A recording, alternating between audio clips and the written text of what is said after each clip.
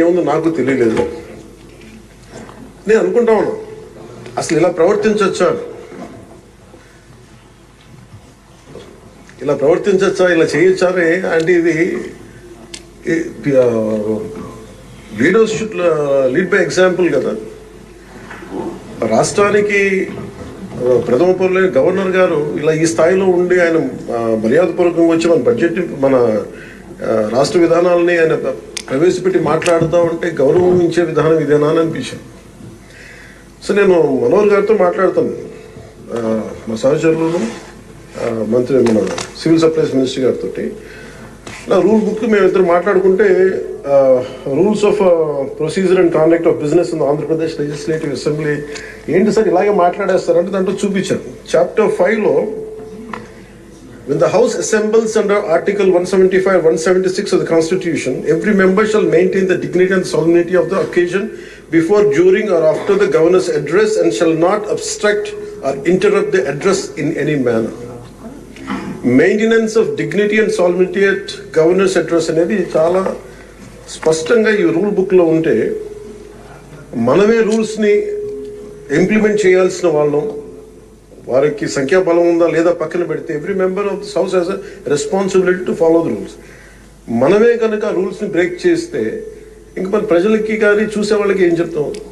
నాకు చాలా కాలం క్రితం నేను అప్పుడప్పుడు మనోహర్ గారిని అడుగుతూ ఉంటాను, సరే అసెంబ్లీలో ఇక్కడ ఏమి గొడవలు జరిగినాయి, ఎందుకు కేసులు పడవని అనేవాడు, ఇక్కడ ఏమి మీకు కొట్టుకో. ఇది నేను నాకు చాలా కామన్ మ్యాన్ ఒక ఇష్యూ, ఒక ఇంక్విజిటివ్నెస్. అండ్ నాకు పార్లమెంట్లో గొడవ జరిగినప్పుడు ఏమి ఏంటి ఇబ్బంది పెట్టేస్తారు ఏంటంటే ఇక్కడ అవేమి ఉండవు, ఇక్కడ ఇట్స్ ఫ్రీ ఫర్ ఆల్ అన్నట్టుగా మాట్లాడితే వీ హ్యావ్ మోర్ రెస్పాన్సిబిలిటీ. మన మీద రూల్స్ పెట్టలేదు అంటే ఏం కేసులు పెట్టమండి. ఇదే కనుక నిన్న వాళ్ళు చేసిన గొడవే కనుక గవర్నర్ గారి మీద ఆయన సుప్రీంకోర్టు జస్టిస్గా ఉన్నప్పుడు ధైర్యం చేయగలరా, కళ్ళల్లో చూడగలరా?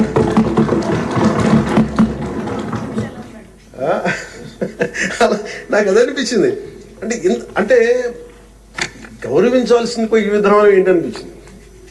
నిన్న టీవీ వాళ్ళని అడిగారు, మీరు వీళ్ళ వైసీపీ నాయకులు ఇలా మాట్లాడారు కదా, మీ ఇదేంటి అని. వైసీపీ సినానిమ్ ఫర్ రక్కస్ అంటే గొడవకు కానీ బూతులు కానీ వాళ్ళు పర్యాయ పదం అయిపోయారు. నిన్న చూసిన గొడవ జరిగిన తర్వాత నాకు నిజంగా అనిపించింది, గౌరవ ముఖ్యమంత్రి గారు అన్ని సంవత్సరాలు వాళ్ళు ఎలాగా వాళ్ళని తట్టుకొని నిలబడ్డారు, ఆయనకి హ్యాట్స్ ఆఫ్ తెలియజేస్తారు. అది ఎంత గట్స్ ఉండాలి, ఎంత దమ్ము ఉండాలి, ఎంత ధైర్యం ఉండాలి. అలాగే నాకు నిన్న గొడవలు జరుగుతుంటే నాకు అనిపించింది, నాకు ఇవే గుర్తొచ్చినాయి అధ్యక్ష. వాళ్ళు ఎప్పుడైతే పేపర్లు విసిరేసి అక్కడ దాకా వచ్చారో నాకు గుర్తొచ్చింది వివేకానంద రెడ్డి గారి హత్య గుర్తొచ్చింది. అంటే వాళ్ళ విధ్వంస విధానం చూశారు. అలాగే ప్రజావేదికని కూల్చిన విధానాన్ని గుర్తొచ్చింది అధ్యక్ష. 200 పైచిలకు ఆలయాలని విధ్వంసం గుర్తొచ్చింది అధ్యక్ష. డాక్టర్ సుధాకర్ గారు చనిపోయిన విధానం గుర్తొచ్చింది అధ్యక్ష. జంగారెడ్డి కల్తీ సారాలో చనిపోయిన చావులు గుర్తొచ్చినాయి అధ్యక్ష. సుప్రీంకోర్టు జడ్జిలతో లెటర్ రాసిన విధానం గుర్తొచ్చింది అధ్యక్ష. వాళ్ళు చేసిన గొడవకి మన హైకోర్టు, ఆంధ్రప్రదేశ్ హైకోర్టు జడ్జెస్ ని సోషల్ మీడియాలో బూతులు తిట్టిన విధానం గుర్తొచ్చింది అధ్యక్ష. సోషల్ మీడియా అబ్యూస్ గుర్తొచ్చింది అధ్యక్ష. పత్రికాధిపతులపై దాడులు గుర్తొచ్చినాయి అధ్యక్ష. రివర్స్ టెండరింగ్ గుర్తొచ్చింది అధ్యక్ష. పాలసీ టెర్రరిజం గుర్తొచ్చింది అధ్యక్ష. స్వయాన మీ మీద జరిగిన టార్చర్, దాడులు, ఇబ్బంది పెట్టిన విధానం గుర్తొచ్చింది అధ్యక్ష. మన అడవుల విధ్వంసం గుర్తొచ్చింది అధ్యక్ష. చంద్రబాబు గారిని 53 రోజులు జైల్లో పెట్టి ఇబ్బంది పెట్టిన విధానం గుర్తొచ్చింది అధ్యక్ష. అమరావతి రైతుల్ని దారుణంగా రక్తాలు ఇచ్చేలా కొట్టి కేసులు పెట్టింది గుర్తొచ్చింది అధ్యక్ష. తిరుపతి కల్తీ లడ్డూలు గుర్తొచ్చినాయి అధ్యక్ష. అబ్యూస్ ఆన్ విమెన్ గుర్తొచ్చింది అధ్యక్ష. మన కళ్ళ ముందు వీళ్ళు